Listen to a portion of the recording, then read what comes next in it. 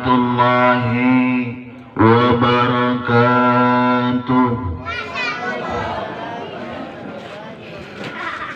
Alhamdulillahilladzi an'ama alaina bi ni'matil iman wal islam wa bi ni'matis sihhati wal faragh. Ashhadu an la ilaha illallah wahdahu la syarika lah wa ashhadu anna Muhammadan abduhu wa rasuluh. Allahumma salli ala Muhammad wa ala ali Muhammad, amma ba'd.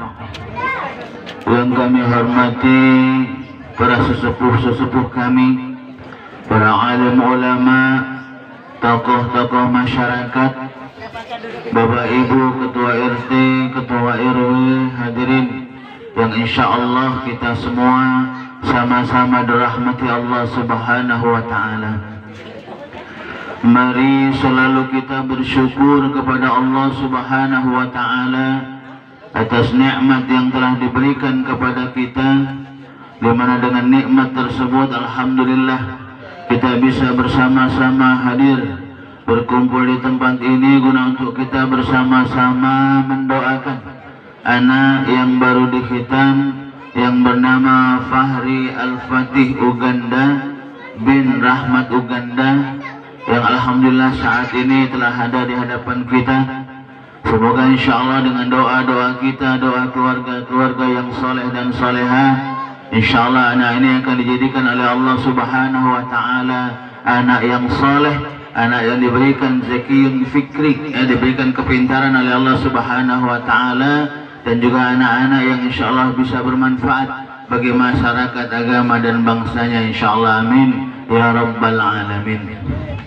Salawat dan salam tak lupa juga selalu kita haturkan untuk junjungan kita Nabi besar Muhammad sallallahu alaihi wasallam beserta keluarga, sahabat dan para pengikut-pengikut beliau, dan juga kita bersama-sama berdoa semoga kita dan keluarga-keluarga kita termasuk dalam golongan orang-orang yang selalu taat kepada Allah dan taat mengikuti apa yang diperintahkan oleh baginda Rasulullah sallallahu alaihi wasallam. Amin ya rabbal alamin.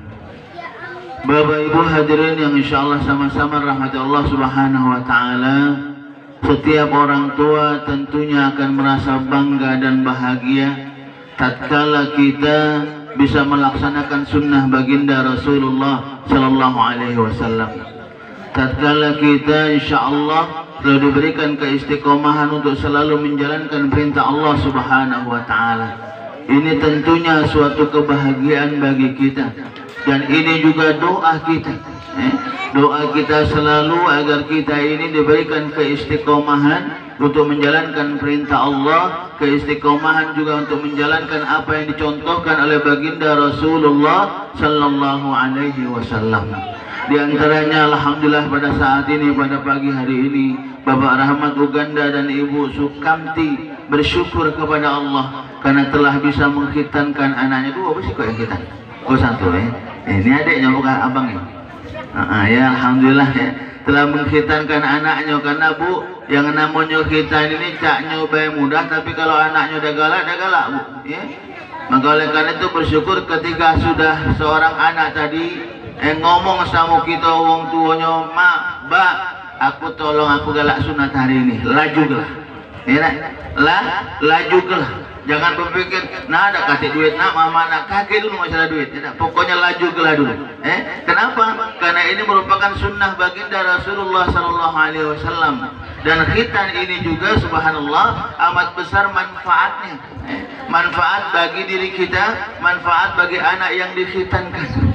Manfaat dari segi kesehatannya, apalagi manfaat dari segi ibadah kita kepada Allah Subhanahu wa Ta'ala. Karena yang namanya khitan Bu, mungkin kita sudah tahu khitan, sunat, hitan, sunat. Sekarang kalau ditanya apa dionian yang dipotong, apa dionian yang dikhitan, ini terkadang kita masih belum tahu. Maka oleh karena itu mungkin pada hari ini kita sedikit menjelaskan tentang khitan. Apa itu khitan? Yaitu khitan ini qat'u jildatin fi a'la farjiha. Atau qat'u jalidatin fi a'la farjiha. Jadi memotong ujung kulit pada kemaluan laki-laki. Jadi ujung kulitnya baik, bukan batangnya. Kalau hari kemarin yang dipotong apanya kemarin? Masih ada udah burung? Masih ada? Masih jadi yang dipotong itu ujung kulitnya, jadi kulitnya saja yang berada di ujung kemaluan laki-laki. Jadi kalau mungkin bapak ibu ada anak lanang bisa dilihat, bukan kita porno, ini perlu ilmu, ini ilmu. Jadi yang dipotong itu ujung kulit pada kemaluan laki-laki, itulah yang dipotong bagi laki-laki. Adapun bagi perempuan mano khitan juga beda, khitan enggak perempuan sama khitan. Cuman bedanya khitan perempuan sama khitan laki-laki. Kalau khitannya laki-laki itu disunnahkan untuk diumumkan. Diumumkan itu disunnahkan. Selain kita mengumumkan anak ini di khitan, kita pun pada saat ini juga sebagai orang tua harus mensyahadatkan. Kita disunnahkan untuk mensyahadatkan anak kita. Bisa tak nyebut syahadatain ada? Bahari syahadatain, tahu tak syahadatain mana? Bunyi syahadatain. Asyhadu an la ilaha illallah wa asyhadu anna Muhammadar Rasulullah. Aku bersaksi tiada Tuhan selain Allah, dan aku bersaksi bahwa Nabi Muhammad adalah utusan Allah. Alhamdulillah. Jadi ini sunnah. Sunnah ketika anak yang dikhitan itu mensyahadatkan anak itu tadi. Kenapa? Ya itu tadi, terkadang kita maaf kalau ditanya kapan kamu bersyahadat, kapan kita bersyahadat, itu terkadang bingung nak jawabnya kapan. Kenapa? Karena wong tua kita sudah Islam. Makanya dah aneh, dah heran ketika ada orang Islam yang dia udah galak atau belum melakukan ibadah kepada Allah. Kenapa? Karena mungkin dia belum sadar akan keislamannya. Belum nyadar bahwasanya oh aku ini Islam toh, aku ini wong Islam. Yang namanya wong Islam itu harus melaksanakan apa? Sholat. Nah, mungkin belum paham. Makanya kita perlu selalu ketika kita mulai lalai, ketika kita mulai maaf jauh dari ibadah, kita ingatkan diri kita, mari kita mensyahadatkan kembali diri kita. Syahadat kembali. Asyhadu an la ilaha illallah wa asyhadu anna Muhammadar Rasulullah. Aku bersaksi bahwasanya tiada Tuhan selain Allah, dan aku bersaksi bahwa Nabi Muhammad adalah utusan Allah. Mensyahadatkan kembali diri kita. Agar apa? Agar kita ini ingat selalu kepada Allah Subhanahu wa Ta'ala. Ingat selalu akan tugas dan kewajiban kita sebagai seorang muslim. Karena kita orang muslim ini kan tujuan penciptaan Allah kita hadir di dunia, wa ma khalaqtul jinna wal insa illa liya'budun. Dan tidak aku ciptakan jin dan manusia, kata Allah, kecuali hanya untuk beribadah. Dan di antaranya selain ibadah makhluk, khitan ini juga merupakan salah satu ibadah. Ibadah yang dilakukan oleh kita sebagai orang tua, mengkhitankan anak-anak kita. Dan bersyukur sekali lagi Bapak Rahmat Uganda dan Ibu Sukamti ini bisa mengkhitankan putranya. Maka oleh karena itu rasa syukur itu diwujudkan dengan mengundang kita hadir di sini. Guna untuk mendoakan bersama, semoga insya Allah sekali lagi anak yang dikhitan ini diberikan kesehatan, diberikan selalu kepintaran oleh Allah Subhanahu wa Ta'ala, dan dijadikan oleh Allah anak yang soleh. Ini khitan bagi laki-laki.